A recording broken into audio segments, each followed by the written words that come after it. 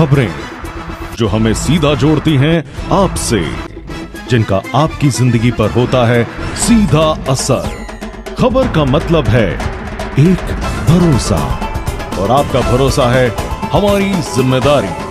ATL TV, भरोसा अलवर का। नमस्कार, ATL टीवी के सभी दर्शकों का स्वागत है। खबरों के साथ मैं हूं अर्चना जैन। बढ़ते हैं आज के हेडलाइंस के साथ।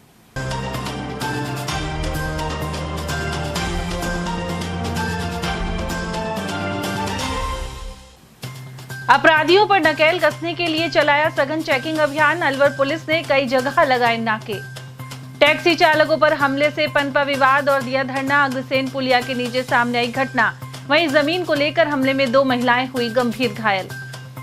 अमित शाह की मौजूदगी में हुआ सहकार एवं रोजगार उत्सव। प्रताप ऑडिटोरियम में जिला स्तरीय कार्यक्रम में वर्चुअली जुड़े लोग।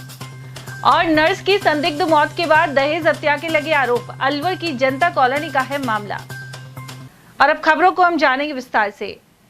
पुलिस महानिदेशक के निर्देशानुसार पूरे प्रदेश में सघन चेकिंग अभियान चलाया जा रहा है। इसी कड़ी में गुरुवार को अलवर जिले में भी पुलिस ने जगह जगह चेकिंग पोस्ट लगाकर संदिग्ध वाहनों और व्यक्तियों की जांच की।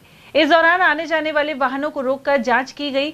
Additional SP doctor Tejpal Singh ने बताया कि अपराधियों की गतिविधियों पर अंकुश लगाने के लिए समय समय पर ऐसे अभियान चलाए जाते हैं। बिल्कुल, उद्देश्य ये पुलिस की विजिबिलिटी बढ़े और जो भी गलत लोगों का मूवमेंट हो रहा है उन पे चेक लगे। तो उसी क्रम में हम लोग ये नाकाबंदी कर रहे हैं और जो भी वाहन जिनमें लग रहा है सस्पिशियस लोग हैं, सस्पिशियस वाहन है या कोई इलीगल मटेरियल का मूवमेंट हो रहा है, उस संदर्भ में पूरा हम एक एक चीज चेक कर रहे हैं और उसके बाद वाहन जाने दे रहे हैं। कोई एक आध ऐसी जगह जहाँ कोई बदमाश दारू वाले पकड़े गए? ऐसा तो भी इन्फॉर्मेशन वैसे मिला नहीं है। बाकी जो ड्रिंक करके ड्राइव कर रहे हैं, इस तरह के केस जरूर रिपोर्ट हो गए, तो उनको 185 एक्ट में कार्रवाई की गई है। सर, कितने दिन के लिए आदेश आए हैं जो ए श्रेणी की नाकाबंदी लगेगी? अब वो ध्यान होगा, एक अभी परसों कार्रवाई हुई थी अर्ली मॉर्निंग और एक आज है। बाकी जिला स्तर पे भी हम लोग जो अपने जो इनपुट्स मिलते हैं उसके आधार पे एसपी साहब के निर्देश से यहाँ पर भी एक दिन नाकाबंदी होती है। अलवर के अग्रसेन पुलिया के नीचे टैक्सी चला रहे 2 युवकों पर करीब आधा दर्जन लोगों ने हमला कर दिया। इस हमले में एक टैक्सी चालक का पैर टूट गया, जबकि दूसरे के सिर में गंभीर चोटें आई हैं। घटना की सूचना मिलने पर हिंदू संगठनों के कार्यकर्ता मौके पर पहुंचे और धरना देकर आरोपियों की गिरफ्तारी की मांग की।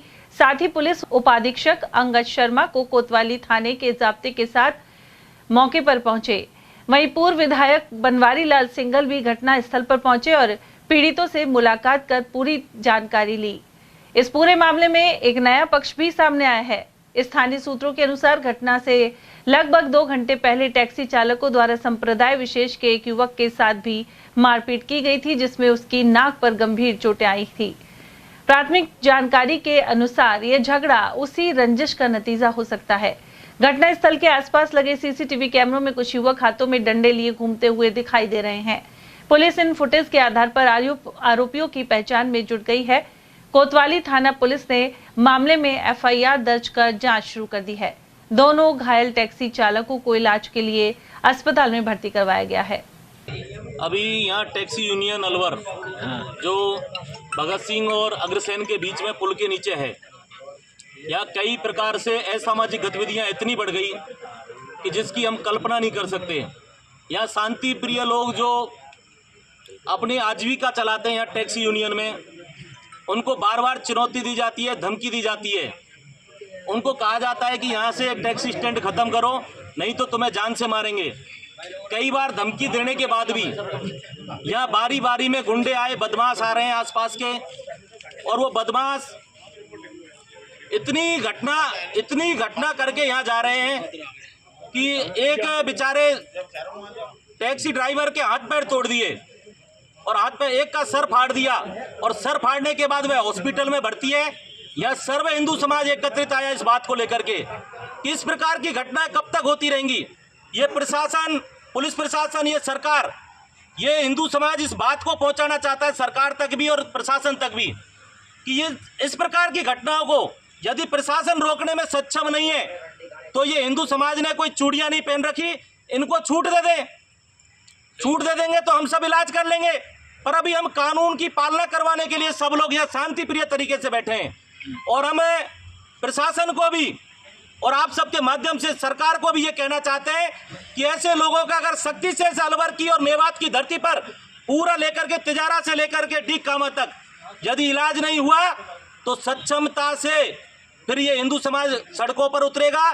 सड़कों पर ही नहीं उतरेगा, अपना सामर्थ्य ये जानता है और फिर वापस से सांप्रदायिक सौहार्द जो लोग बिगाड़ना चाहते हैं तो हम लोग उनको भी खुली चुनौती देते हैं। मेरे को अभी सूचना मिली थी भारत सिनेमा के बगल में जो टैक्सी स्टैंड है, यहाँ मेवो ने आके टैक्सी चालक जो है, ये टैक्सी स्टैंड के जो टैक्सी चलाते हैं, जो खुद या तो ड्राइवर है या खुद की टैक्सी है, इन लोगों के साथ हथियारों से मारपीट की है। एक को तो इतना बुरी तरह से मारा है कि उसको तो शायद कई फ्रैक्चर हो गए, मल्टीपल फ्रैक्चर हुए हैं। यहाँ सीओ साहब भी हैं, 2-3 सीआई भी हैं मौके पे मौजूद, और कुछ टैक्सी मालिक, टैक्सी चालक हैं, इसके अलावा विश्व हिंदू परिषद के लोग भी हैं। मुझे सूचना मिली, मैं आया हूं, क्योंकि भय का वातावरण शहर में नहीं होना चाहिए। इस तरह की जो घटनाएं बढ़ी हैं ये चिंताजनक है, लेकिन हमको पूरा विश्वास है प्रशासन पर भी, पुलिस पर भी पूरा भरोसा है, क्योंकि पुलिस ने अब तक जो घटनाएं हो रही हैं उन सब में पूरी सफलता प्राप्त की है और अपराधियों को पुलिस ने छोड़ा नहीं है, ये मैं पूरे विश्वास के साथ कह रहा हूँ। और अब भी जैसे सीओ साहब से बात हुई है, सीओ साहब ने कहा आप FIR दीजिए, कार्रवाई होगी। मैंने भी इन सब भाइयों को विश्वास दिलाया है कि आप FIR दे दीजिए, कार्रवाई होगी। अगर नहीं होगी तो फिर कसकर स्टेप लेंगे, कोई दिक्कत नहीं। रोज यहाँ पे दारू पी के झगड़ा, तलवार लेके, कभी किसी के साथ मारा पीटी, कभी किसी के साथ मारा पीटी। अभी 15 दिन पहले भी हुआ था, अभी 5-7 दिन पहले भी हुआ था, कल भी हुआ है। और आज क्या है कि हमारे 5-7 आदमी यहाँ पे बैठे हुए थे, पीछे से 8-10 लड़के आए और 8-10 लड़कों ने आके मारा पीटी कर दी। और फिर जब स्टैंड वाले इकट्ठे होकर उसको पकड़ने के लिए भगे तो बाकी तो सारे भग गए। वो तलवार वलवार और ये लट्ठी वट्टी सब लेके आए थे और उनमें से एक आ गया, उसके साथ थोड़ी बहुत जो भी हुई मारा पीटी स्टैंड वालों ने जो भी करी। उसके बाद में क्या है कि उन्होंने फिर 20-30-50 लड़के और बुलवाए। फिर हमारा एक स्टैंड का एक आदमी आया यहाँ पे, टैक्सी वाला, हाँ वो जो था वो तो भागते हुए गिरा है, जो उसके लगी है जो।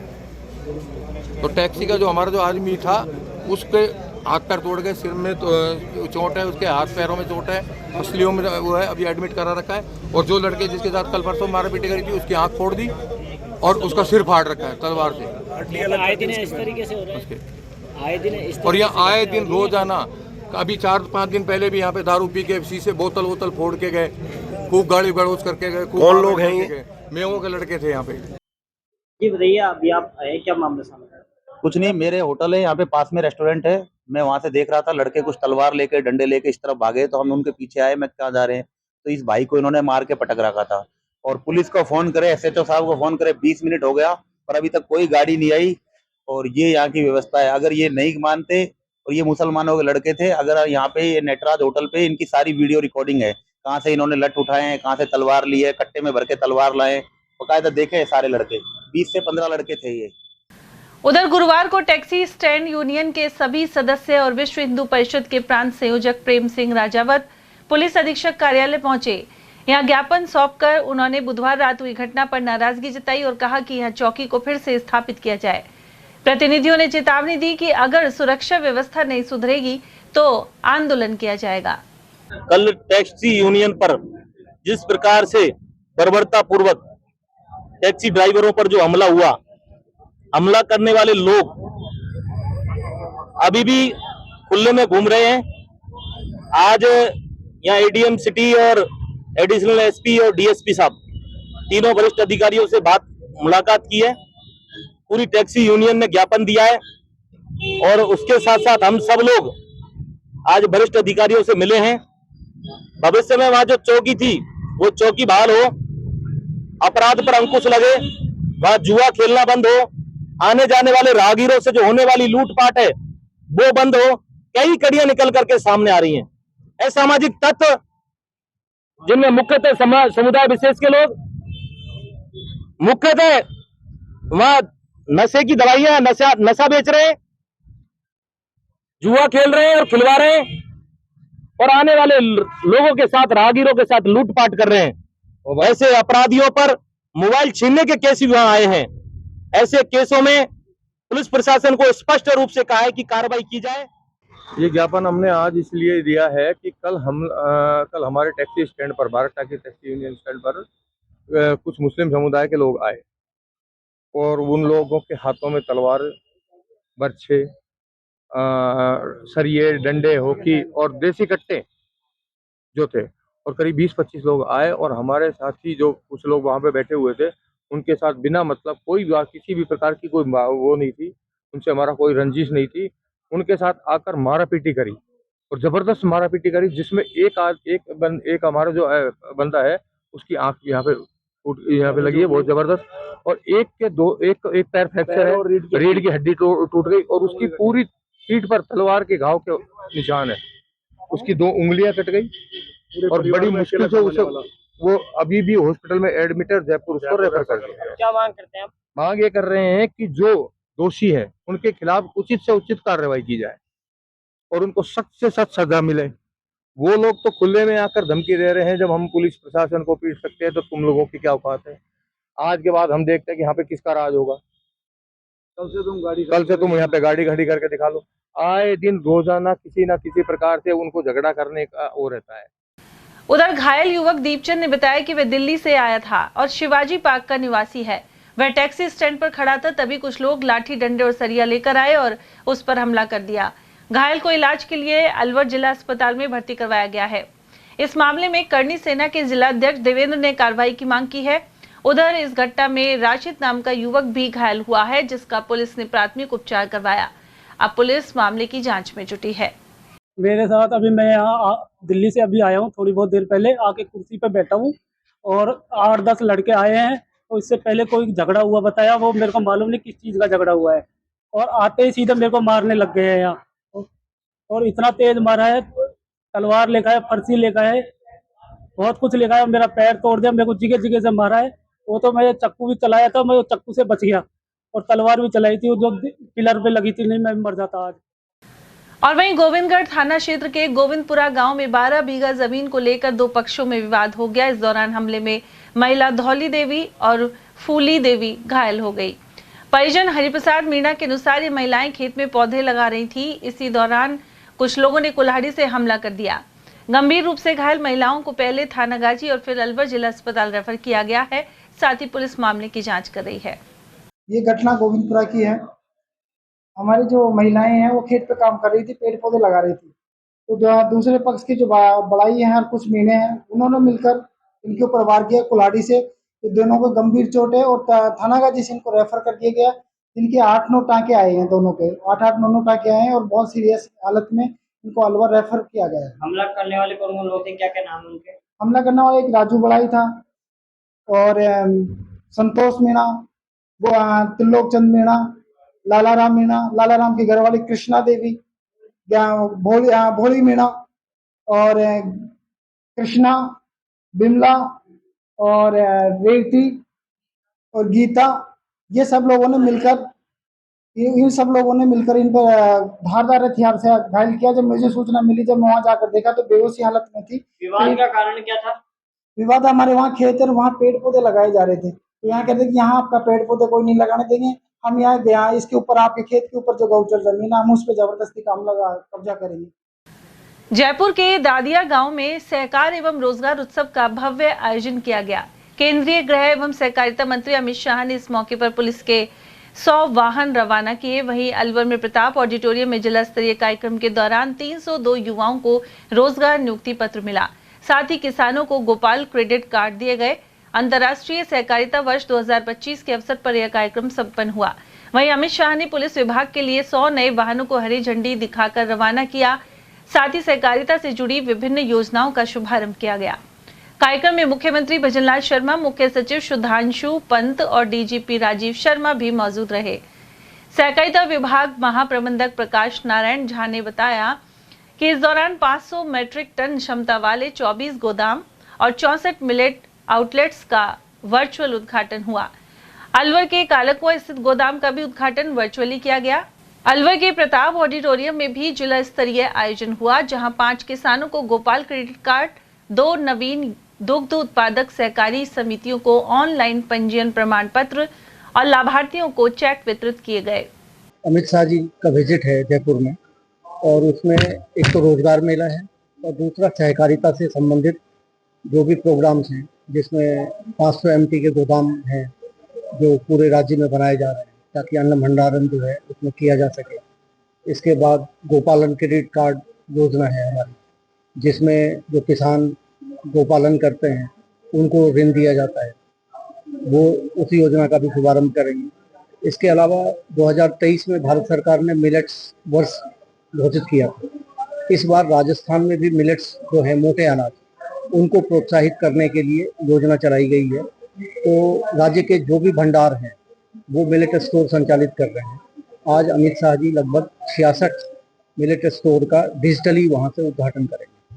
अलवर जिले में भी भंडार ने मिलेट स्टोर स्थापित किया है काला कुआं पे।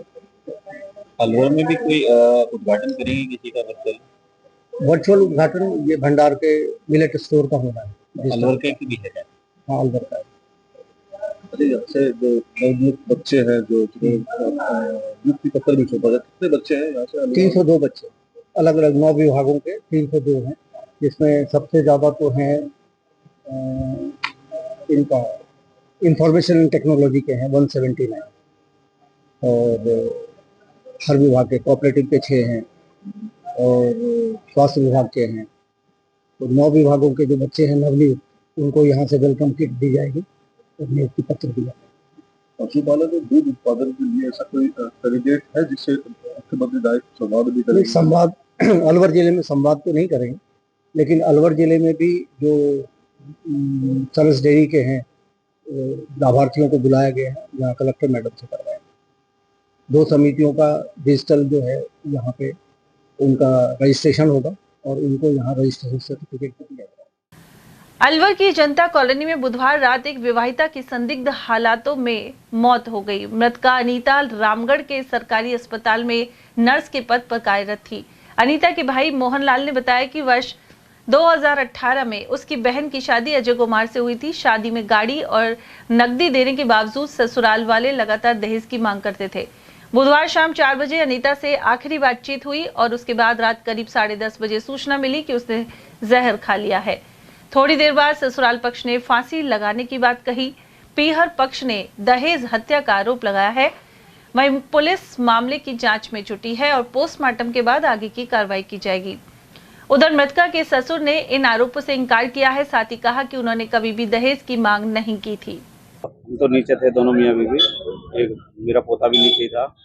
ऊपर एक कमरे में छोटे में मेरा बेटा और पोती लेटे हुए थे। बड़े वाले कमरे में ये बहू थी मेरी। अब उसने अंदर से दरवाजा बंद कर दिया था और पता नहीं कारण क्या था, वो तो मुझे भी नहीं पता है कि क्या कारण रहा है। हमने लड़का आया, बोला मेरे से, पापा अनीता ने दरवाज़ा बंद कर दिया है। तो मैं गया वहाँ से, मैंने भी आवाज़ दी काफ़ी, मैं अनीता दरवाज़ा खोलो दरवाज़ा खोलो, लेकिन उसमें कोई आवाज़ नहीं आई। तो फिर लात वात मार के हमने दरवाज़ा खोलने की कोशिश की और उसके बाद में जब नहीं खुला तो मैंने छेनी हथौड़े से साइड से वो लेके दरवाज़ा खोला।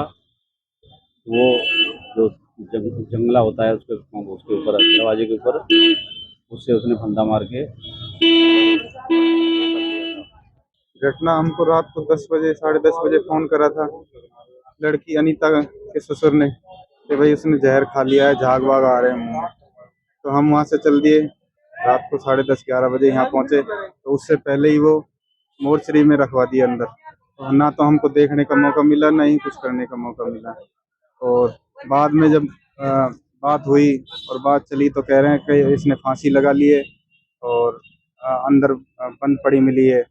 और हम गए नहीं थे वहाँ। जब घर जाके देखा तो घर बिल्कुल साफ था, कोई दरवाज़ा नहीं टूटा, कोई कुछ नहीं हुआ। और गले पे निशान बता रहे हैं इसके लड़की के। क्या नाम था इनका? अनीता गालव। उम्र कितनी थी? उम्र उनकी 25 के करीब थी। अलवर के बाला डेहरा गांव में 7वीं कक्षा में पढ़ने वाली 11 वर्षीय छात्रा की सांप के काटने से मौत हो गई। जानकारी के अनुसार स्थानीय निवासी मानसिंह की बेटी क्षमा अपनी मां राधा के साथ खेत में पशुओं के लिए चारा काट रही थी। इसी दौरान अचानक एक जहरीले सांप ने उसे डस लिया। अलवर के सामान्य चिकित्सालय में डॉक्टर ने बालिका को मृत घोषित कर दिया। वह 4 भाई बहनों में दूसरे नंबर की थी और स्थानीय स्कूल में 7वीं कक्षा की छात्रा थी। हादसे के बाद परिजन गमगीन नजर आए। उधर ग्रामीणों ने बताया कि खेतों में सांपों की संख्या बढ़ गई है। ऐसे में उन्होंने प्रशासन से इलाके में दवा छिड़काव और जागरूकता अभियान चलाने की मांग की है, जिससे भविष्य में इस तरह की घटनाओं से बचा जा सके। पशु चारा लेने गई खेत के अंदर, सरफ में खा गई सर। इसके साथ गई थी? इसकी मम्मी के साथ गई सर। अच्छा, कौन सा गांव है? बाला डहरा। कितने बजे की बात है? ये शायद करीबन 6:30 पौने 7 बजे की बात है। कौन सी क्लास में पढ़ती है? ये शायद 7वीं में। 11 साल की है? 11-12 साल की। कितने बहन भाई है? 4 बहन भाई हैं सर। दूसरे नंबर की है? दूसरे नंबर की सर। राजस्थान विधानसभा में नेता प्रतिपक्ष टीकाराम जूली ने केंद्रीय गृह मंत्री अमित शाह के जयपुर दौरे को लेकर कटाक्ष किया है। उन्होंने कहा कि राजस्थान प्रदेश सहित देश में कानून व्यवस्था ध्वस्त हो गई है। अलवर में दलित युवक को निर्वस्त्र कर पीटे जाने का वीडियो वायरल हो रहा है। वहीं अमित सैनी सुसाइड केस में पुलिस संदेह के घेरे में है। साथ ही भाजपा विधायकों की खुद की सुनवाई नहीं हो रही। नेता प्रतिपक्ष जूली ने अलवर के अमित सैनी सुसाइड केस में पुलिस पर पूछताछ के नाम पर मृतक और उसके नाबालिग साथी के साथ बर्बरता के आरोप लगाए हैं। साथ ही दोषी पुलिस कर्मचारियों के खिलाफ कोई कार्रवाई नहीं किए जाने पर सवाल उठाया है। इसके अलावा अमित के साथ पकड़े गए नाबालिग को किशोर न्याय बोर्ड के समक्ष पेश नहीं किया गया। नेता प्रतिपक्ष के अनुसार पुलिस की इस कार्रवाई का विरोध करने के साथ ही पीड़ितों को न्याय दिलाने के लिए संघर्ष किया जाएगा। आज देश के गृह मंत्री हमारे प्रदेश के अंदर आए हैं, जयपुर के अंदर आए हैं, बड़ी रैली कर रहे हैं, मीटिंग कर रहे हैं, लेकिन आज देश की और राजस्थान की कानून व्यवस्था क्या है, इस पे वो पूछेंगे क्या? जनता को जवाब देंगे क्या? क्या मुख्यमंत्री से पूछेंगे कि राजस्थान के अंदर किस प्रकार की कानून व्यवस्था चल रही है? अभी कल ही अलवर के अंदर एक दलित युवक को निवस्त्र करके उसको पीटा गया है, उसका वीडियो वायरल हो रहा है। कोई जवाब देंगे क्या उस पे ये लोग? अलवर के अंदर ही एक लड़का अमित सैनी सुसाइड कर लेता है, पुलिस उसको पीटती है, उसके कपड़े निकलवा के उसके साथ अत्याचार करती है और एक नाबालिग बच्चे को पूरी रात थाने में बंद रखती है और आज तक कोई कार्रवाई नहीं। तो ये कानून व्यवस्था है राजस्थान की? ये किस प्रकार की कानून व्यवस्था है? इस पे मैं गृह मंत्री जी से कहना चाहूंगा, मुख्यमंत्री जी से जरूर इस चीज का जवाब लें। जिला कांग्रेस कमेटी की ओर से 19 जुलाई को मोती डूंगरी स्थित स्वरूप विलास में संविधान बचाओ रैली का आयोजन किया जाएगा। जिला अध्यक्ष योगेश मिश्रा के अनुसार इस दौरान मुख्य अतिथि आम कार्यकर्ता को बनाया जाएगा। वहीं रैली में कांग्रेस पार्टी के सभी अग्रिम संगठन भी शामिल होंगे। उन्होंने आरोप लगाया कि एनडीए सरकार ने संविधान को ताक पर रख दिया है और मनमर्जी से देश चलाया जा रहा है। साथ ही अघोषित इमरजेंसी लगी हुई है और इसलिए संविधान खतरे में है। उन्होंने जानकारी दी कि संविधान बचाओ रैली में 5000 से अधिक लोग शामिल होंगे। तो संविधान बचाओ रैली का आयोजन है 19 जुलाई को, क्या तैयारी है? देखिए, अखिल भारतीय कांग्रेस कमेटी के निर्देशानुसार और प्रदेश कांग्रेस कमेटी के निर्देशानुसार हमारे नेता भंवर जितेंद्र सिंह जी, हमारे राजस्थान के प्रभारी रणधावा जी, पीसीसी चीफ सम्माननीय गोविंद सिंह डोटासरा जी, राजस्थान विधानसभा नेता प्रतिपक्ष सम्माननीय जूली जी, इन सभी के निर्देशानुसार 19 जुलाई को अलवर में संविधान बचाओ रैली का आयोजन किया जाएगा। उसमें पूरे जिले से, जो पुराना अलवर जिला है, हमारी 11 विधानसभाओं से भारी संख्या में कांग्रेस कार्यकर्ता और पदाधिकारी हमारे उपस्थित होंगे। उसमें हमारे जिला कांग्रेस कमेटी के पदाधिकारी, प्रदेश कांग्रेस कमेटी के पदाधिकारी और सदस्य जो जिले में रहते हैं, हमारे ब्लॉक अध्यक्ष साथी, ब्लॉक अध्यक्षों कार्यकारिणी, मंडल अध्यक्ष साथी, मंडल अध्यक्षों कार्यकारिणी, ये सब मिला के लगभग 5,500-6 हज़ार हो रहे हैं। वो सारे लोग उसमें उस दिन उपस्थित रहेंगे और हमने उस संविधान बचाओ रैली का मुख्य अतिथि इस बार हमारे कांग्रेस कार्यकर्ता को बनाया है और हमारे जो बड़े नेता हैं वो सब उनका मंच पे से स्वागत करेंगे। ऐसा भंवर साहब ने हमें गाइड किया है और निर्देश दिया कि कार्यकर्ता को तवज्जो दो और कार्यकर्ता को ही अतिथि बनाओ।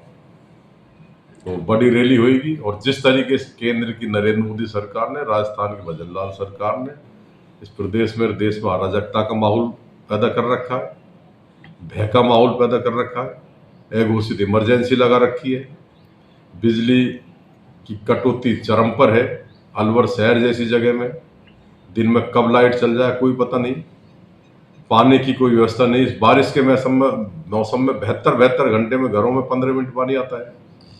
ये लोग बड़ी बड़ी डींगे हाँकते हैं, हम ये कर देंगे, हम वो कर देंगे, हमने 35 बोरिंग ये सैंक्शन करा दी, 70 वो करा दी, धरातल पे कुछ है ही नहीं।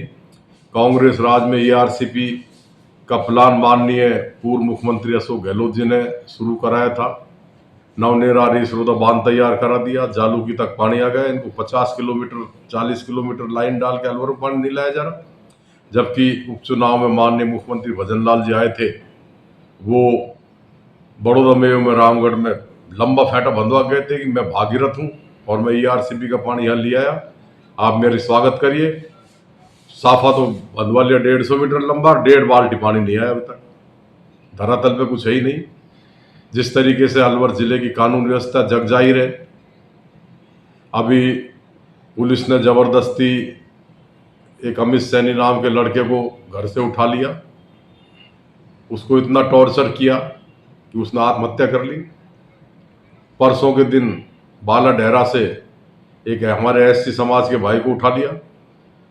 वो तो जूली जी को पता लगा और उन्होंने DG साहब से बात करी, IG साहब से बात करी, SP साहब से बात करी, तब जाके पुलिस एक्टिव हुई, तब जाके वो अपहरण करने वाले लोग गिरफ्तार हुए हैं।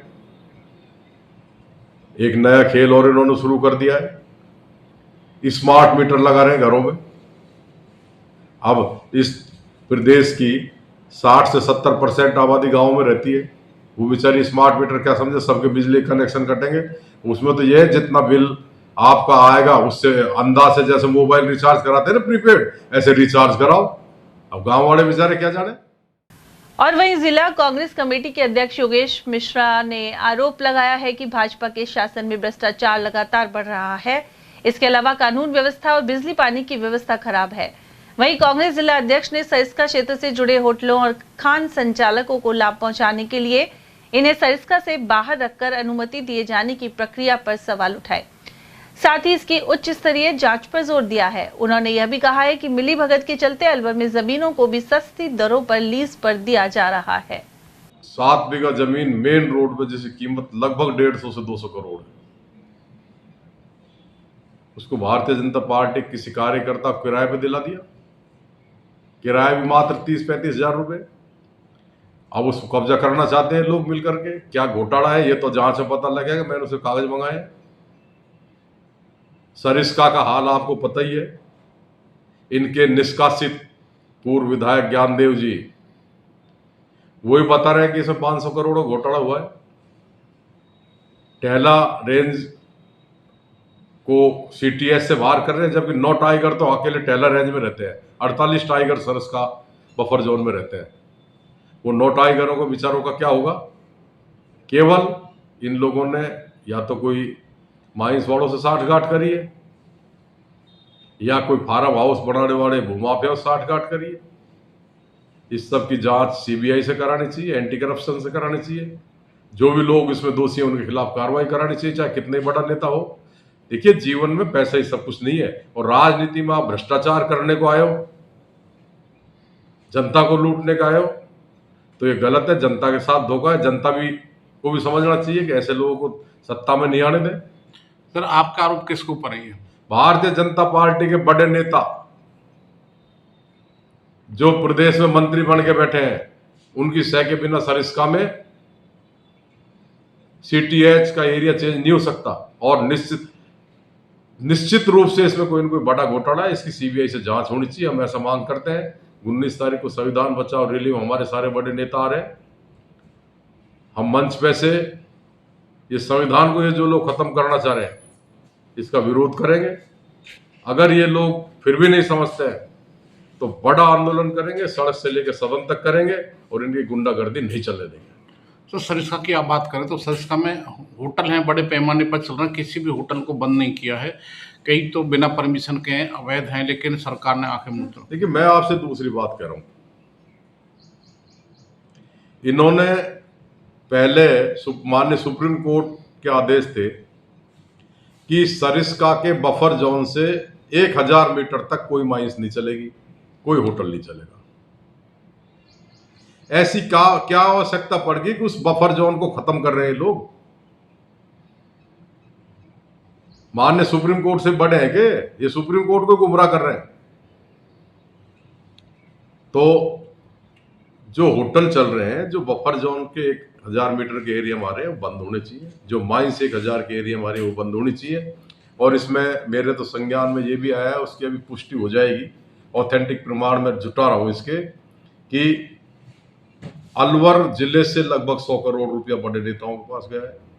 उसमें फॉरेस्ट के अधिकारी भी शामिल है, भ्रष्टाचार में वही दलाली कर रहे हैं। ऐसे अधिकारी जो भ्रष्ट है, चाहे कोई डीएफओ हो, चाहे कोई और बड़ा अधिकारी हो, उनकी भी एंटी करप्शन से सीबीआई से जांच होनी चाहिए, उनको सजा मिलनी चाहिए। प्रदेश कांग्रेस कमेटी के महासचिव अशोक कुमार सैनी ने कहा है कि कांग्रेस पार्टी के गांधी परिवार के नेताओं को मोदी सरकार द्वारा टॉर्चर करने से पार्टी मजबूत हो रही है। उन्होंने बताया कि गांधी परिवार को लगातार इनकम टैक्स, ईडी और सीबीआई के माध्यम से परेशान किया जा रहा है। वहीं लोकसभा में नेता प्रतिपक्ष राहुल गांधी की आवाज को दबाने की कोशिश हो रही है। सैनी ने कहा कि देश में संविधान को बदलने का प्रयास भी किया जा रहा है और दलितों का आरक्षण खतरे में है। उन्होंने जातीय जनगणना नहीं करवाने, ईवीएम मशीन में घोटाले एवं बिहार में वोटर लिस्ट से गरीब लोगों को हटाने जैसे आरोप भी लगाए। साथ ही कहा कि भाजपा को कांग्रेस कार्यकर्ता मुंह तोड़ जवाब देंगे। सर, अखिल भारतीय कांग्रेस कमेटी के पूर्व राष्ट्रीय अध्यक्ष, लोकसभा में नेता प्रतिपक्ष राहुल गांधी और कांग्रेस के नेता रॉबर्ट वाड्रा, कभी श्रीमती सोनिया गांधी जो यूपीए की चेयरपर्सन है, उनको बार बार ईडी इनकम टैक्स बुलाते हैं, घंटों बैठाते हैं, परेशान करते हैं, जांच के नाम पर कभी बुला लेते हैं, लेकिन निकलता कुछ नहीं है। आज तक जांच में क्या है कुछ ही को नहीं कुछ पता। तो अब मानसून सत्र शुरू होने वाला है, रॉबर्ट वाड्रा को बुलाया है, 6 घंटे बैठाया है, तो बार बार गांधी परिवार को परेशान कर रही है सरकार, है जो दबाने की कोशिश कर रही है। इस तरह के हालात है। आप प्रदेश कांग्रेस कमेटी के महासचिव हैं, क्या कहना चाहें, क्या प्रतिक्रिया? मैं आपके चैनल के माध्यम से इतना ही बताना चाहूँगा कि देश में चाहे स्टेट में हो चाहे केंद्र में हो, जब भी चुनाव की प्रक्रिया होती है तब ये बीजेपी सरकार कांग्रेसियों को देखती है। कांग्रेसियों में भी हमारे गांधी परिवार को ज़्यादा परेशान करते हैं। इनको और कोई देखता नहीं है कि किसी तरह पे गांधी परिवार को, चाहे राहुल गांधी जी को, हमारे आदरणीय नेता सोनिया गांधी जी हो या रॉबर्ट वाड्रा साहब हो, इनको किसी तरह से ईडी के मार्फत या सीबीआई के मार्फत किसी तरह भी उनको परेशान करना है। जब भी कोई चुनाव आते हैं, आपने देखा होगा, या धर्म का नाम आस्था में लेंगे या इनको गांधी परिवार को परेशान करेंगे। अब जल्दी इसी मानसून सत्र चालू होने वाला है, इसमें हमारे आदरणीय, हमारे जो लोकसभा में नेता प्रतिपक्ष आदरणीय हमारे नेता राहुल गांधी जी हैं, वो कुछ क्वेश्चन उठाने का है, तो उनको डिस्टर्ब करने के लिए ये सब इस तरह से कदम उठाए जा रहे हैं। देश के सामने बहुत से ऐसे मुद्दे हैं जो आम जनता से जुड़े हुए हैं, उन मुद्दों को आदरणीय हमारे नेता वहाँ राहुल गांधी जी उठाना चाहते हैं। इसमें चाहे अभी जो शुरू से लोकसभा चुनाव से हमारे नेता करता है, जातीय जनगणना की जमा वो कर रहे हैं, जातीय जनगणना होनी चाहिए, उस मुद्दे को वहाँ उठाना चाहेंगे। अभी देश में हमारे पाकिस्तान से साथ जो ऑपरेशन सिंदूर का जो हुआ था मुद्दा, उस पर भी कुछ ऐसी कमियां दिख रही हैं जो अपने सारी फौज हमारे बॉर्डर पर भेज दी, वहाँ पाकिस्तान से लड़ने के लिए हो गया। वहाँ हमारे पत्रकारों को आपके माध्यम से पता लगा है कि वहाँ हमने अच्छा उनको सबक सिखाया, अंदर जा कर के उनको मारा है। और उस ऑपरेशन सिंदूर को 2 दिन बाद ही अमेरिका का दबाव में आकर हमारे प्रधानमंत्री जी ने शांत कर दिया और ऑपरेशन सिंदूर के नाम पर जो था उसको बंद करके फौजियों को निराश कर दिया। आज पूरी देश चाह रही थी कि पीओ के जो हमारे है उसको ले लेंगे, हमारे सारे देश की नज़र थी वहाँ पर, इस झगड़े से, इस लड़ाई से पीओ के हमारे वापस आएगा, लेकिन वो देश का जो सपना था वो सपना ही रह गया। और इन्होंने जो देश के सामने चुनाव में जो घोषणा करी थी कि पीओ को वापस लेंगे। अलवर के महल चौक पुरानी ट्रेजरी में स्थित 250 साल पुराना महादेव मंदिर ट्रेजरी की जर्जर इमारत के कारण खतरे में है। स्थानीय निवासी मनोज कुमार ने बताया कि यह ट्रेजरी पूरी तरह से गिराऊ हालत में है। वहीं सरकार ने समय रहते हुए इस पर ध्यान नहीं दिया तो महादेव मंदिर को क्षति पहुंच सकती है। ऐसे में लोगों की आस्था को भी ठेस पहुंचेगी, साथ ही बड़ा हादसा भी हो सकता है। रियासत काल में निर्मित इस मंदिर में दर्शन के लिए श्रद्धालुओं का आवागमन लगा रहता है। श्रावण मास में यह दर्शन के लिए अनेक भक्त पहुंचते हैं। ऐसे में ट्रेजरी की जर्जर इमारत को हटाने एवं मंदिर को बचाने की जरूरत बनी हुई है।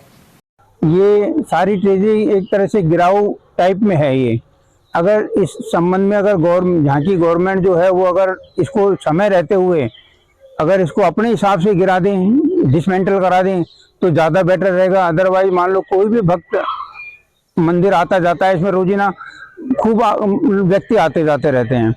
उस बीच अगर कोई भी बिल्डिंग का पार्ट अगर गिर के उसके सर पे या वो दुर्घटनाग्रस्त होता है, वो तो सारी जिम्मेदारी फिर इसकी है ना, गवर्नमेंट की होती है फिर ये, क्योंकि समय रहते हुए पहले चेत जाए तो ज़्यादा बढ़िया है। या तो ये चाहती है कि सब सरकार हमारे धर्म पे ये बिल्डिंग टूटने पर ये मंदिर भी टूट जाए, दुर्घटना तो मंदिर भी होगा, इतना भारी भारी जब पोर्शन गिरेगा तो इसका, तो इसमें हिंदू धर्म के प्रति भी भोलेनाथ के जो है वो आस्था को तो चोट पहुंचेगी। अधिकारी ये ऐसे ही वेट देखते हैं कि भाई जब तक सारा कुछ गिर नहीं जाए, मंदिर गिर नहीं जाए, तब उसके बाद फिर ये हल्ला करेंगे, सब पब्लिक भी हल्ला करेगी, फिर बाद में इसे। मथुरा आगरा हाईवे पर 31 जुलाई को भुगतान महासंग्राम का आयोजन किया जाएगा। इसमें अलवर से भी वह लोग शामिल होंगे जिनकी जमा पूंजी फरार हुई चिटफंड कंपनियों में फंसी हुई है। पदाधिकारियों के अनुसार ये तमाम कंपनियां 42 करोड़ लोगों के खून पसीने की कमाई को लेकर फरार हो गई थी। इस रकम को वापस दिलाने के लिए भारत सरकार ने अनियमित जमा योजनाएं पाबंदी अधिनियम लागू किया था। इसके तहत अपर जिलाधिकारी द्वारा आवेदन लेकर जमा धन का 2 से 3 गुना 180 कार्य दिवस में भुगतान कराने का प्रावधान है, लेकिन इस कानून की अवहेलना की जा रही है। ऐसे में ठगी पीड़ित जमाकर्ता परिवार द्वारा 31 जुलाई को सुबह 10 बजे मथुरा आगरा हाईवे पर भुगतान महासंग्राम होगा। जिला अध्यक्ष राजेंद्र सेन ने सभी कंपनियों के जमाकर्ता एवं कार्यकर्ताओं से इसमें ज्यादा से ज्यादा संख्या में शामिल होने का आह्वान किया है। अलवर में सोशल मीडिया पर एक वीडियो वायरल हो रहा है। इसमें जिंदौली सुरंग के पास सड़क का एक हिस्सा साइड से धंसा हुआ नजर आ रहा है। बताया जा रहा है कि यह घटना हाल ही की है, लेकिन प्रशासन ने अब तक मौके का जायजा नहीं लिया है। स्थानीय लोगों का कहना है कि ऐसे में बड़ा हादसा भी हो सकता है। लोग प्रशासन से तत्काल सड़क मरम्मत की मांग उठा रहे हैं। गौरतलब है कि अलवर सांसद रही युवरानी महेंद्र कुमारी के समय सुरंग निर्माण हुआ था, लेकिन यह सड़क निर्माण के साथ ही सड़क के दोनों ओर नीचे गहरी खाई है। साथ ही बारिश के चलते सड़क के पास से ही मिट्टी का कटाव शुरू हो गया है। स्थानीय निवासी शमीम इजराइल और मोहम्मद के अनुसार इसी प्रकार से बारिश होकर कटाव होता रहा तो यह सड़क मार्ग बंद हो जाएगा। शिक्षा विभाग की ओर से चलाए जा रहे हरियालो राजस्थान अभियान के तहत सभी सरकारी स्कूलों में पौधरोपण जारी है। इसके तहत अलवर के राजकीय यशवंत उच्च माध्यमिक विद्यालय में अब तक 250 पेड़ लगाए जा चुके हैं। प्रधानाचार्य डॉक्टर घनश्याम सैनी ने बताया कि शिक्षा विभाग के हर कर्मचारी को 15 और प्रत्येक विद्यार्थी को 10-10 पौधे लगाने का लक्ष्य दिया गया है। साथ ही सार संभाल के लिए शिक्षा विभाग द्वारा व्यवस्था भी की गई है। हरियाला राजस्थान अभियान के तहत शिक्षा विभाग में जो जितने भी कर्मचारी कार्यरत हैं उनको 15 पेड़ लगाने का एवं बच्चों को 10-10 पेड़ लगाने का लक्ष्य दिया गया है। और बच्चों के लिए तो ये भी निर्देश है कि प्रतिदिन पेड़ लगाए जाएंगे। पहले चरण में हमने 215 पेड़ लगाए थे, द्वितीय चरण में हमने 35 पेड़ लगाए। इस प्रकार 250 पेड़ अब तक लगा चुके हैं। हमको 3100 पेड़ लगाने का लक्ष्य है, तो हर सप्ताह हमारा लक्ष्य 200, 500 पेड़ लगाने का है। रोजाना 1 महीने तक ये अभियान चलेगा और इनकी साल संभाल देख वगैरह अच्छी तरह से हो, इसकी व्यवस्था भी की गई है सरकार के द्वारा। नरेगा श्रमिक जो नगर परिषद के यहाँ से लगाए जाते हैं वो साल भर इन पेड़ों की देखभाल भी करेगा। 1 अप्रैल से नया सत्र शुरू होते ही कई निजी स्कूलों द्वारा बच्चों से किताब, ड्रेस के नाम पर खासी राशि वसूली की जा रही है। प्राइवेट पब्लिशर की किताबों से लेकर यूनिफॉर्म तक का स्टॉक स्कूलों में पहुंच चुका है, या फिर निर्धारित दुकान बताकर महंगी दरों पर लेने के लिए कहा जाता है। दूसरी ओर सरकारी स्कूलों में कक्षा 1 से लेकर 12वीं कक्षा तक की पुस्तकें विद्यार्थियों को निःशुल्क मिलती हैं। वहीं पाठ्य पुस्तक मंडल के मुख्य प्रबंधक डॉक्टर जितेंद्र कुमार जाजोरिया के अनुसार ये पुस्तकें विद्यार्थियों को निःशुल्क उपलब्ध करवा दी गई हैं। वहीं वंचित बच्चों के लिए नया स्टॉक जल्द ही आ जाएगा। पाठ्य पुस्तकें अलवर जिले के 620 नोडल केंद्र पर वितरित की जा रही हैं। इस बार लगभग 19,80,000 पुस्तकें बच्चों को दी जानी है। शैक्षिक सत्र 2025-26 के अंतर्गत राजकीय विद्यालयों में पुस्तकें वितरित की जानी हैं। ये पुस्तकें पीओ स्थित नोडल केंद्र को दी जाती हैं। अलवर से पीओ स्थित नोडल केंद्र में कक्षा 1 से 12 तक की पुस्तकें अलवर ज़िले के जो करीब 620 नोडल केंद्र हैं उनको पुस्तकें वितरित की जा रही हैं। इस दौरान लगभग 19,80,000 के समथिंग जो पुस्तकें हैं वो वितरित की जानी है। हमारा जो प्रथम चरण है उस दौरान सभी पीओ स्कूलों में पुस्तकें वितरित कर दी गई हैं। कुछ जो शेष पुस्तकें हैं वो हमारा द्वितीय चरण जो अभी लगभग 20 या 25 तारीख के लगभग प्रस्तावित है और उच्चाधिकारियों के निर्देशानुसार उसको जल्दी प्रारंभ करके इस दौरान बाकी शेष पुस्तकें भी प्राप्त हो जाएंगी और उनका वितरण कर दिया जाएगा। प्रबोधक संघ और राज्य कर्मचारी महासंघ द्वारा मुख्यमंत्री को ज्ञापन सौंपा गया है। प्रदेश महामंत्री संजय कौशिक ने बताया कि गोगुंदा एसडीएम द्वारा उदयपुर क्षेत्र के ओबरकला मिडिल स्कूल में निरीक्षण के दौरान प्रधानाचार्य एवं स्टाफ से गलत बर्ताव किया गया, साथ ही मनमाने तरीके से नोटिस जारी कर मानसिक रूप से प्रताड़ित किया गया है। संगठन पदाधिकारियों ने इसकी कड़ी निंदा की है, साथ ही कहा है कि अध्यापकों को केवल शैक्षणिक कार्यों तक ही सीमित रखा जाए। आज हमने माननीय मुख्यमंत्री जी, राजस्थान सरकार और शिक्षा मंत्री जी को ज्ञापन प्रेषित किया है। जो गोगुंदा की घटना है, गोगुंदा एसडीएम जो भैसारे साहब थे, उन्होंने निरीक्षण किया विद्यालय का और वहाँ पर मनमाने तरीके से टेरर उत्पन्न किया हमारे विद्यालय स्टाफ में। वहाँ प्रिंसिपल मैडम को और बाकी स्टाफ को जो है धमकाया और जो उनको 17 सीसी का या जो भी नोटिस दिया है उनको, जिस तरह से सोशल मीडिया पे सारी चीज़ें आ रही है, उसका प्रबोधक संघ राजस्थान घोर विरोध करता है और माननीय मुख्यमंत्री जी से मांग करता है कि एसडीएम भैसारे के खिलाफ जो गोगुंदा हैं उनके खिलाफ सख्त कार्रवाई करे। कारण उसका कि ये गुरु की जो गरिमा है उसके खिलाफ है और उन्होंने अपने अधिकारों का दुरुपयोग करते हुए इस तरह से माहौल क्रिएट किया। हमारा सरकार से निवेदन है माननीय शिक्षा मंत्री जी से कि जितने भी डिपार्टमेंट्स हैं, छोटे से लेकर बड़े तक जितने भी कार्यालय हैं, चाहे वो डीओ कार्यालय है, सीडीओ कार्यालय है, चाहे वो साक्षरता विभाग है, चाहे दूसरे एसडीएम कार्यालय है, कलेक्ट्रेट है, उनमें जितने भी हमारे शिक्षक बंधु लगे हुए हैं उन सबको तत्काल कार्यमुक्त करके और शिक्षण कार्य के लिए, जिसके लिए सरकार ने हमें नियुक्ति दी है, शिक्षण कार्य के लिए उनको विद्यालय के लिए भेजा जाए। क्योंकि बिना शिक्षकों के प्रशासन का काम भी नहीं चल रहा।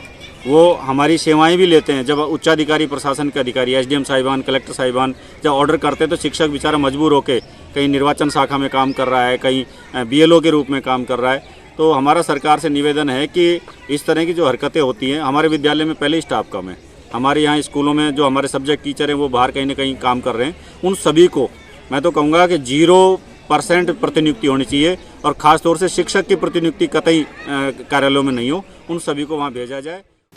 महावीर इंटरनेशनल अलवर केंद्र द्वारा आचार्य हस्ती चिकित्सालय में निःशुल्क कैल्शियम जांच शिविर लगाया जाएगा। यह कैंप शुक्रवार को सुबह 9 से 11 बजे तक लगेगा। इस दौरान वरिष्ठ चिकित्सक डॉक्टर सुरेंद्र जैन और हड्डी रोग विशेषज्ञ डॉक्टर हरि सिंह यादव द्वारा मरीजों को परामर्श दिया जाएगा। कृषक कल्याण फीस के मामले में व्यापारियों के विरोध के बाद राज्य सरकार ने इसका स्थायी समाधान कर दिया है।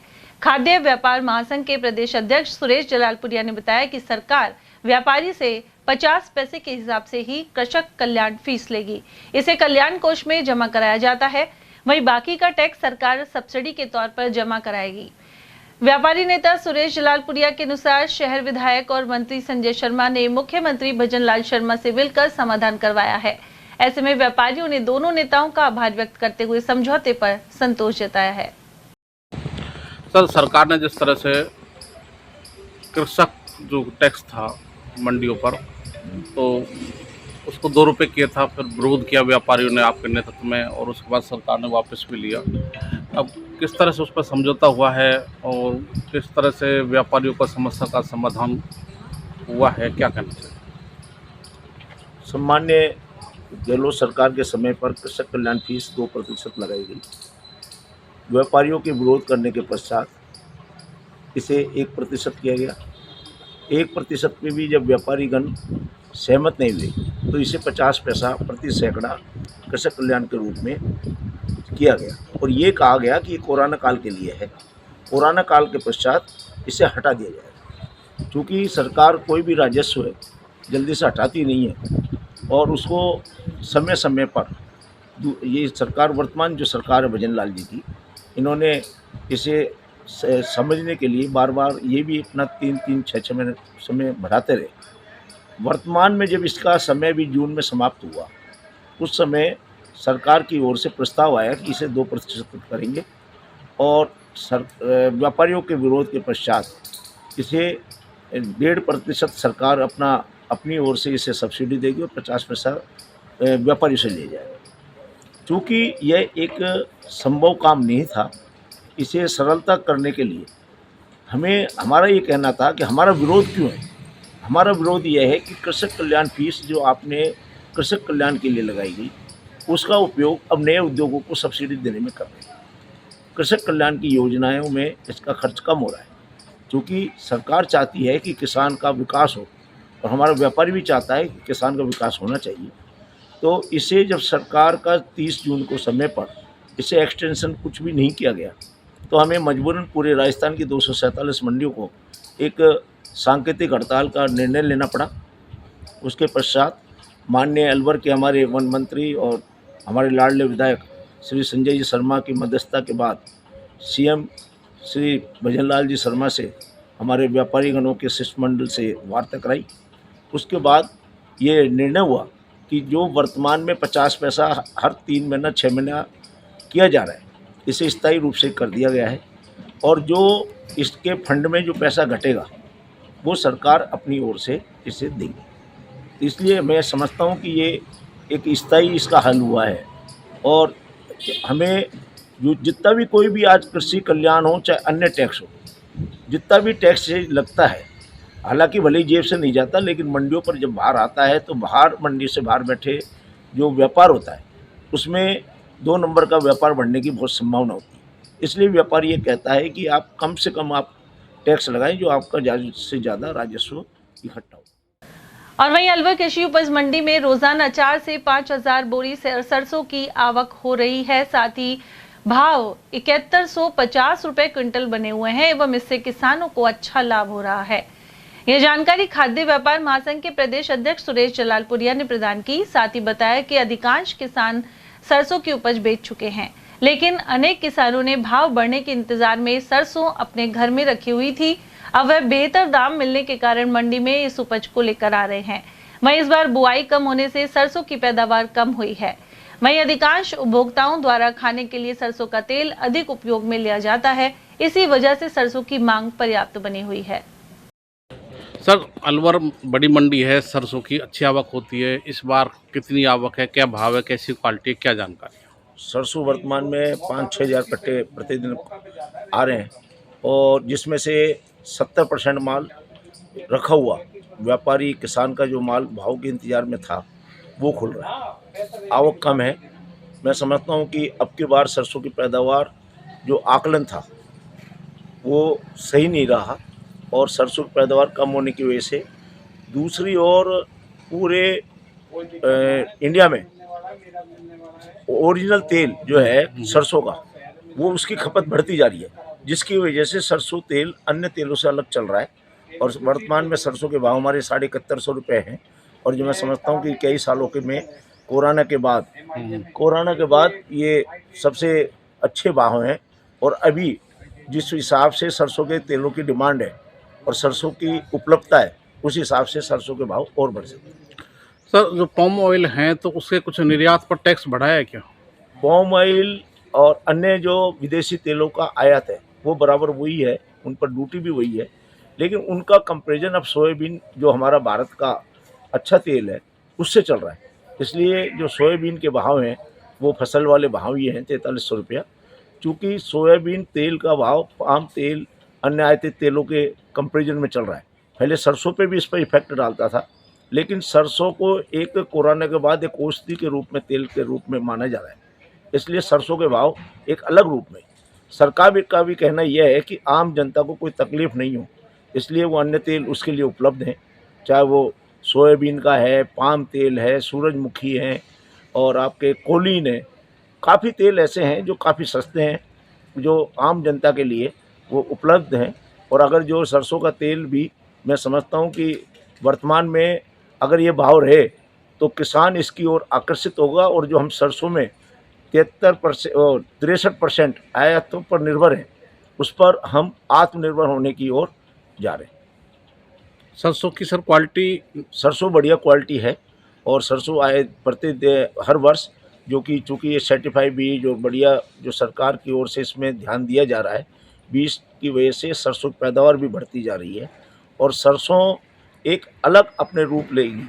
और सरसों का उत्पादन अगर ये भाव रहा तो किसान हो सकता है बहुत अच्छे मात्रा में बोए और सरसों का उत्पादन अगले साल आपको डोडा देखने को मिले। गाय को राष्ट्रमाता घोषित करने की मांग को लेकर गौस्वामिनी का आयोजन किया गया। गर्भस्थ शिशु संरक्षण समिति के जिला अध्यक्ष अरविंद जोशी और भाजपा युवा मोर्चा के जिला संयोजक रविंद्र जोशी के जन्मदिन पर यह आयोजन ईटराना फाटक के पास मौनी बाबा की गौशाला में संपन्न हुआ। गौशाला प्रवक्ता राजेश जोशी ने बताया कि इस दौरान आचार्य कमलकांत ने तिलक लगाकर स्वागत किया। साथ ही गौ सेवक जानकी दास महाराज और बालक दास महाराज द्वारा गीता की प्रति भेंट की गई। कार्यक्रम में समाजसेवी गोवर्धन लाल खेमानी, कृष्णा जोशी, नरेश चौधरी, भाजपा युवा मोर्चा जिलाध्यक्ष तरुण जैन, केशव मंडल अध्यक्ष महेश निहालवानी, बबलू गुप्ता, नितिन कासलीवाल और राहुल शर्मा आदि मौजूद रहे। और यहाँ वक्त एक छोटे से ब्रेक का, आप देखते रहिए एटीएल टीवी। एटीएल द्वारा गर्मी के मौसम में वन्य जीवों के लिए जारी मुहिम के तहत काफी वर्षों से पानी और चारा बालाकिला जंगल में भेजा जा रहा है। मकसद यह है कि बेजुबान जानवरों को इस तेज गर्मी में पानी और चारे के लिए भटकना ना पड़े। एटीएल की इस मुहिम में आप लोग भी हमारे साथ सहयोग कर मूक प्राणियों की सेवा के जरिए पुण्य लाभ उठाएं। संपर्क करें मुकेश गुप्ता, निदेशक एटीएल, मोबाइल नंबर 9414019207। आपके अलवर शहर में पहली बिग धमाका सेल। प्लास्टिक, स्टील, क्रॉकरी के सामान अब आपके अलवर शहर में एक ही छत के नीचे। प्लास्टिक सामान जैसे पानी की बोतलें, बाल्टी, नहाने का mug, dustbin, lunch box, drawing box, मसालादानी, नमकदानी, जग, जार, डब्बे, ग्लास, कप, बच्चों की गुल्लक, खिलौने, डिजाइनिंग टोकरी, कपड़ा ब्रश, दांतों की ब्रश, चाबी की चेन, चाकू, कैंची, नेल कटर, आलू कटर, चकला बेलन, चाय ट्रे और नए तरीके के गमले और भी बहुत कुछ।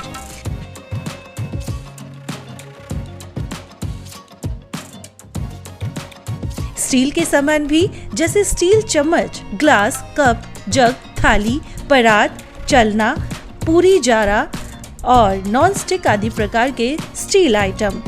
यह सेल कुछ ही समय के लिए है। समय है प्रातः 9 बजे से रात्रि 9:30 बजे तक। पता नोट करें, पुरुषार्थी धर्मशाला, विवेकानंद चौक, अशोका टॉकीज, अलवर।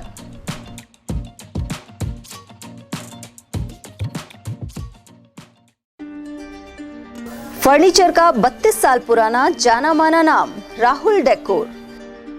यहाँ आपकी लाडली बिटिया के लिए अथवा अपने घर के लिए सभी प्रकार का सागवान का फर्नीचर उपलब्ध है।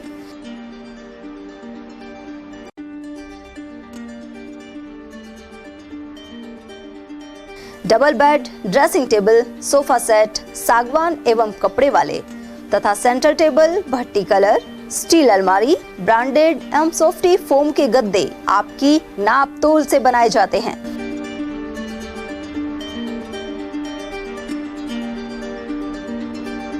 सभी सामान एक ही छत के नीचे उपलब्ध। हमारा पता है अलवर बोर्ड, जैसमंत तिराहे से पहले, Kati Ghati, Alwar. Contact number 9414019769 and 9414019768। Doctor Shroff charity eye hospital Alwar द्वारा दी जाने वाली सुविधाएं जैसे RGHS, ESHS, TPA।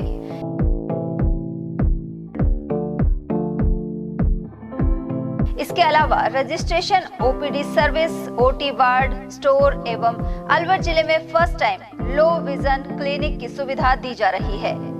Low vision aid clinic जो दिव्यांग बच्चों जिनकी निगाह बहुत सारे इलाज के बाद भी कम रह जाती है, उस ऐसे मरीजों के लिए या ऐसे बच्चों के लिए जो बेस्ट पॉसिबल जो डिवाइसेस होते हैं वो हमारे पास अवेलेबल है, जिससे हम ऐसे बच्चों का मदद कर सकते हैं। ऑप्थेल्मोलॉजी डॉक्टर द्वारा चिन्हित मरीज लो विजन क्लिनिक की सुविधा उठा सकता है। हमारे यहाँ विभिन्न प्रकार की जांचें जैसे OCT, RFNL, VFA, V scan, YAG laser, A scan की सुविधा उपलब्ध है। हमारा पता है doctor Shroff charity eye hospital, Subhash Nagar, NEB road, Alwar, Rajasthan. Contact number 014423705559। Retirement के बाद खेती करूंगा। कैप्टन, तूफान आपको क्लीन बोल्ड कर देगा और बाढ़ पिच बहा ले जाएगी। हर आपदा के छक्के छुड़ा दूंगा। ये क्या है? फसल बीमा? सिर्फ बीमा नहीं, शेमा, 100 से ज्यादा फसलों का बीमा, प्रति एकड़ सिर्फ 499 रुपए से। जल्द और आसान भुगतान। सबसे जरूरी हो जब शेमा साथ दे तब। सिर्फ बीमा नहीं, शेमा। अभी कॉल करें या ऐप डाउनलोड करें। शेमा जनरल इंश्योरेंस। हीरे, सोने, चांदी के जेवरातों के विक्रेता दुर्गा प्रसाद सुनील दत्त ज्वेलर्स, बजाजा बाजार, अलवर।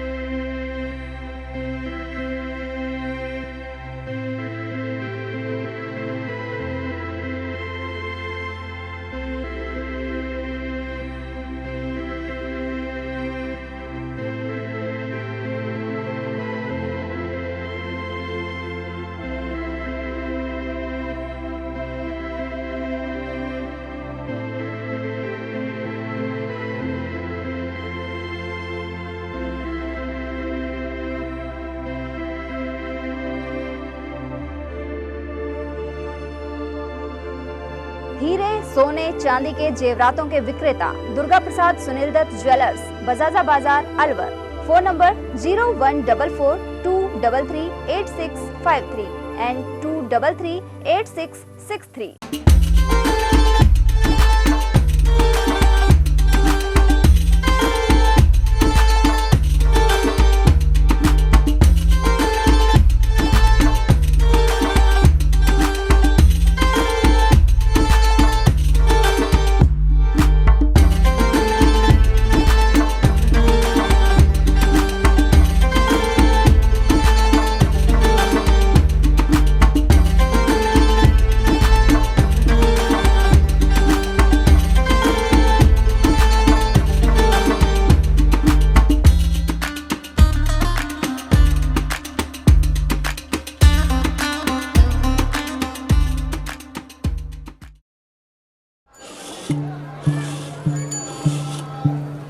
हाथ, ये जो हाथ है ना, सिर्फ लकड़ी ही नहीं, हमारा कल भी तराशते हैं। ये कभी बाएं मुड़ो कभी दाएं मुड़ो ही नहीं, लोगों को उनकी मंजिल तक पहुंचाते हैं। ये हाथ केवल सिलाई नहीं करते, देश को नया रूप देते हैं। बंद हो या हो कोई स्ट्राइक, इनका शटर हमेशा खुल जाता है। इन हाथों का यही तो आपसे नाता है। ये हाथ केवल हल नहीं चलाते, ये हाथ मिट्टी से सोना उगाते हैं। ये हाथ देश चलाते हैं। इनकी तरक्की में ही देश की तरक्की है और इन्हें हम आसानी से लोन देकर अपना फर्ज निभाते हैं।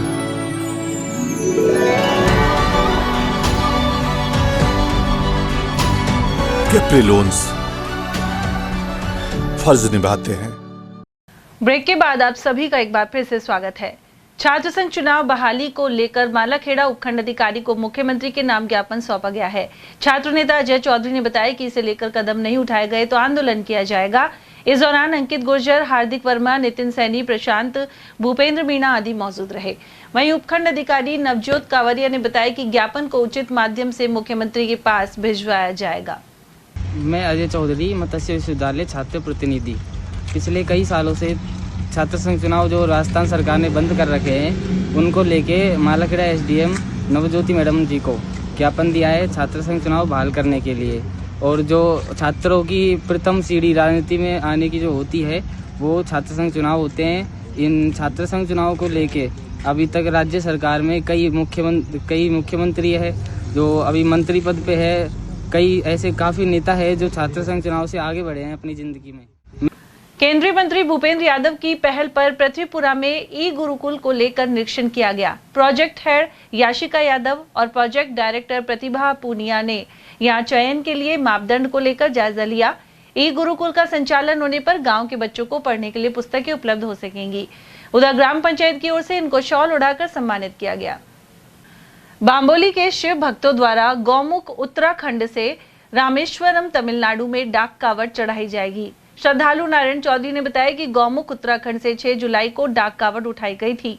साथ ही 23 जुलाई को जल अभिषेक रामेश्वरम में किया जाएगा। उधर कावड़ के 12वें दिन यह यात्रा विजयपुरा कर्नाटक पहुंची। वहीं यात्रा में श्रद्धालु गजानन चौधरी, भूप सिंह, हरवीर, मुकेश शर्मा, के शर्मा, निरंजन जांगीर, रघुवीर, पप्पू राम आदि भाग ले रहे हैं। अकबरपुर क्षेत्र से जयपुर में होने वाले सहकारिता सम्मेलन में भाग लेने गुरुवार को ग्राम सहकारिता समिति के सदस्य और ग्रामीण रवाना हुए। इस सम्मेलन में केंद्रीय मंत्री अमित शाह ने भी भागीदारी की। यहां मौजूद प्रतिनिधियों के अनुसार सहकारिता में जन जन की भागीदारी को लेकर केंद्र और राज्य सरकार प्रयासरत है। उधर रमेश पटेल के अनुसार लाभार्थियों को इस दौरान सरकारी योजनाओं का लाभ दिया जाएगा। रमेश चंद, व्यवस्थापक, अकबरपुर ग्राम सेवा सहकारी समिति। आज जो जयपुर में महारैली का आयोजन है अंतर्राष्ट्रीय सहकारिता दिवस पे, उसमें माननीय अमित शाह जी पधार रहे हैं। उस रैली में जाने के लिए अकबरपुर DSS से प्रतिभागी हम साथ लेके जा रहे हैं और सभी सहकारी समितियों से प्रतिभागी जा रहे हैं। आज अंतर्राष्ट्रीय सहकार दिवस पर वो विभिन्न प्रकार की योजनाओं के बारे में जानकारी देंगे और लोगों के जो ग्रामीण क्षेत्र से जुड़ी हुई सहकारी समितियाँ हैं उनको लाभान्वित करने का वो पूरा प्रयास करेंगे। सर, कौन कौन सी अपने आसपास और सहकारी सभी सहकारी समितियों से जो भी किसान इससे जुड़े हुए हैं सहकारी समितियों से, वो सभी इसका लाभ लेने जा रहे हैं। सिलीसेट क्षेत्र में व्यापक बरसात के बाद गरवाजी पर्यटक स्थल पर स्थित झरने में पानी की आवक देखने को मिली। स्थानीय निवासी रतिराम ने बताया कि सिलीसेट क्षेत्र में करीब 1.5 घंटे बरसात के बाद नदियों में पानी आ गया है। साथ ही गरवाजी धाम पर स्थित पहाड़ों से गिरने वाले झरने में भी तेजी से पानी बह रहा है। वहीं आसपास के क्षेत्र में भूजल स्तर भी बढ़ेगा और किसानों को खेती में फायदा होगा। सिलीसेट झील की भराव क्षमता 29 फीट है और इसके भरने का इंतजार बना हुआ है। सुबह हमारे डैलावास गांव में सुबह 7 बजे से करीब 8:30 बजे तक अच्छी बरसात हुई है। सारे खेत लपालप हो गए हैं और नदी नाला बहा करके सिलीसेट बंद में पानी पहुंचेगा।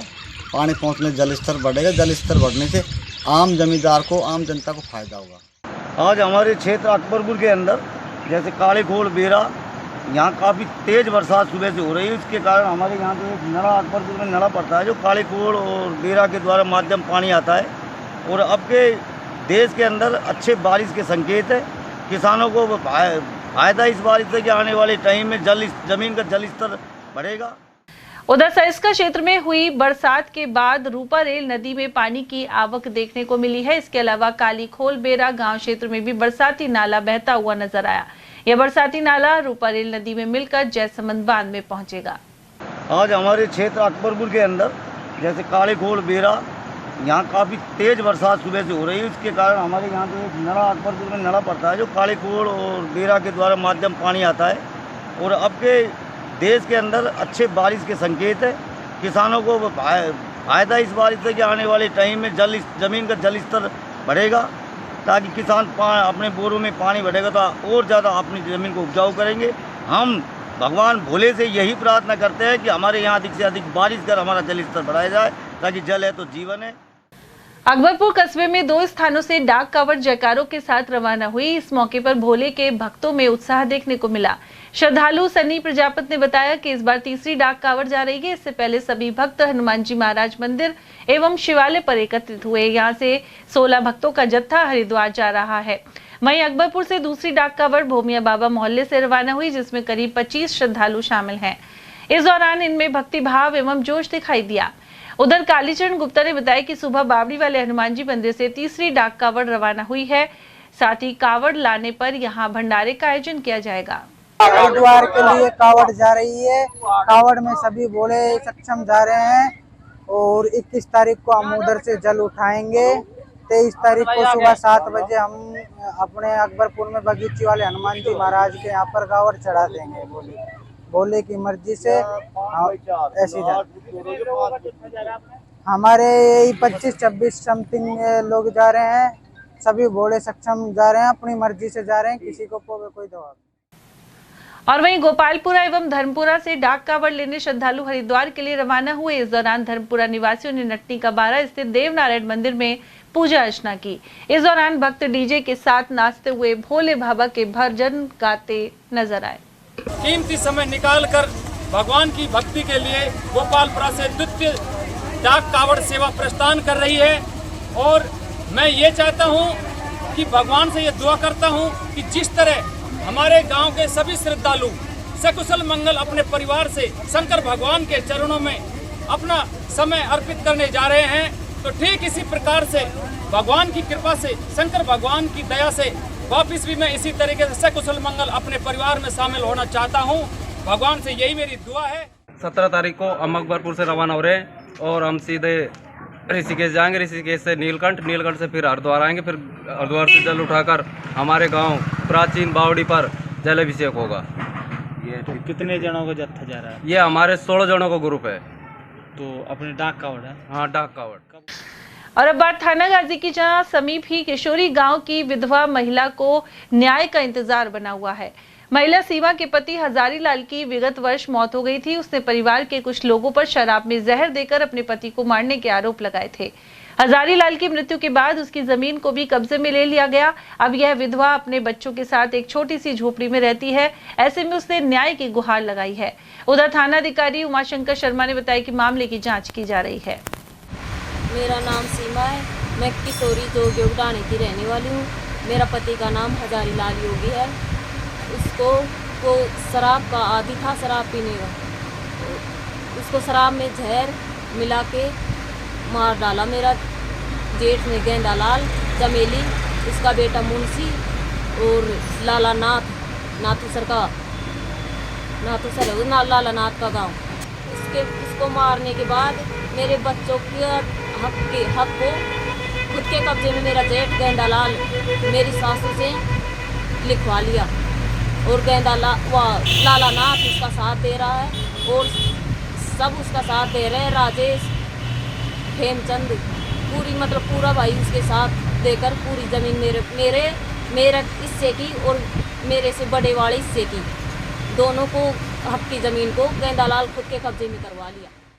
खैरतल में पिकअप की टक्कर से बाइक सवार एक व्यक्ति की मौके पर ही दर्दनाक मौत हो गई। मृतक 55 वर्षीय पहल निवासी नसरू अपनी बाइक से कहीं जा रहा था। इसी दौरान पिकअप गाड़ी की चपेट में आने से वह दुर्घटनाग्रस्त हो गया। पुलिस ने शव को कब्जे में लेकर सैटेलाइट हॉस्पिटल की मोर्चरी में रखवाया। उधर स्थानीय लोगों के अनुसार जिस जगह यह हादसा हुआ है वहां पाइपलाइन लीकेज होने की वजह से हमेशा पानी बहता रहता है। ऐसे में दुपहिया वाहन रोजाना फिसल रहे हैं। साथ ही लोगों ने स्पीड ब्रेकर बनवाने की भी मांग की है। एक्सीडेंट होते हैं, एक तो यहाँ ब्रेकर होना चाहिए। एक 4 मई से वाटर वर्क्स ने ये खोद रखी जगह, इसकी वजह से एक्सीडेंट हुआ। अगर ये सही होती तो पिकअप वाला यहाँ दबा लेता नीचे। यहाँ पानी भरा रहता है क्या? और वाटर वर्क्स की वजह से, पानी की वजह से गाड़ियाँ पड़ती है और पानी की वजह से ये एक्सीडेंट हुआ है। ये आदमी जो डेड हुआ है ये पानी की वजह से हुआ है। ये मोटरसाइकिल से स्लिप हो गई थी क्या? ये वाटर वर्क्स की लाइन लीक है ना, पानी में रिपटी है ये। और आए दिन यहाँ गाँव को बहुत परेशानी है। ये गड्ढा खुदा पड़ा है, ये सारा टूटा पड़ा है और ना नगर पालिका ध्यान देती है ना वाटर वर्क्स ध्यान देती है। इसी की वजह से सारे एक्सीडेंट हो रहे हैं। बहुत ज़्यादा तकलीफ हो रही है। नो समझ लो ना, बट मन ही ना करे। ये रोड पे चलाने का मन ही नहीं करता है। सवारियाँ बहुत परेशान होती है। क्यों सवारी मिले हैं, सारी परेशान है इस वजह चोरी, खड्डा पानी पलट ना जाए, कहीं साधन भी पलट। खैरतल में गुरुवार को मुख्यमंत्री रोजगार मेले का आयोजन जिला स्तर पर किया गया। यह आयोजन पीएम श्री राजकीय उच्च माध्यमिक विद्यालय में संपन्न हुआ। वहीं नवनियुक्त कार्मिकों को नियुक्ति पत्र भी दिए गए। जयपुर में मुख्य समारोह में मौजूद गृह मंत्री अमित शाह ने वीडियो कॉन्फ्रेंस के जरिए संबोधन दिया। कार्यक्रम के मुख्य अतिथि जिला कलेक्टर किशोर कुमार सहित एडीएम शिवपाल जाट, नगर परिषद अध्यक्ष हरीश रोगा, उप सभापति वरुण डाटा और सहकारी मैनेजर संगीता यादव आदि इस दौरान मौजूद रहे। शेखपुरा थाना क्षेत्र के लुहादरा गांव में 2 पक्षों में मारपीट हो गई। ग्रामीण विनोद कुमार ने बताया कि बुधवार को उसकी पत्नी गीता देवी खेत में चारा काट रही थी। इसी दौरान अरविंद ने अपने खेत से अनावश्यक रूप से पानी छोड़ दिया। जब उसे रोका गया तो पत्नी के साथ अभद्रता करते हुए विनोद कुमार से भी मारपीट की। वहीं पुलिस ने आरोपी अरविंद को गिरफ्तार कर लिया है। अंतर्राष्ट्रीय न्याय दिवस के अवसर पर बुधवार को तालुका विधिक सेवा समिति किशनगढ़ बाज द्वारा विधिक शिविर लगाया गया। पीएलवी सूरज कचवाहा ने इस कैंप के जरिए अंतर्राष्ट्रीय अपराधों के प्रति जागरूकता बढ़ाने पर जोर दिया। साथ ही अंतर्राष्ट्रीय न्याय की आवश्यकता के प्रति भी सचेत किया। खैरतल स्थित पुरानी अनाज मंडी के श्री शिव खाटू श्याम मंदिर में शिव महापुराण कथा जारी है। स्वामी कमलदास बापू ने गुरुवार को 5वें दिन श्री शिव सती चरित्र की कथा सुनाई। वहीं ज्ञानवती देवी मिश्रा ने बताया कि कथा के दौरान आयोजक पंडित सुरेश शर्मा, सुरेंद्र सिंघानिया, श्री शिव खाटू श्याम मंदिर के पदाधिकारी, श्री श्याम सेवा समिति के अध्यक्ष श्याम सुंदर खंडेलवाल आदि मौजूद रहे। और चलते चलते एक बार फिर से नजर डालेंगे आज की हेडलाइंस पर।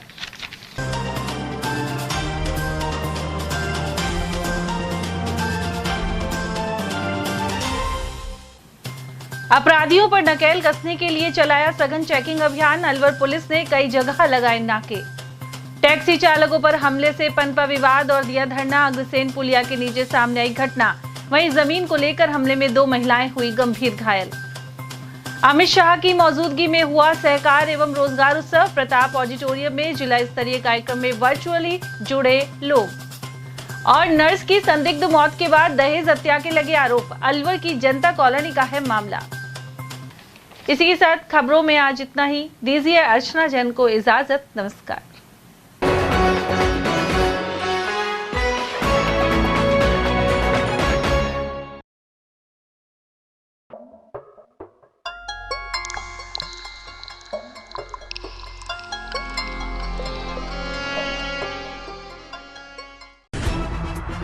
खबरें जो हमें सीधा जोड़ती हैं आपसे, जिनका आपकी जिंदगी पर होता है सीधा असर।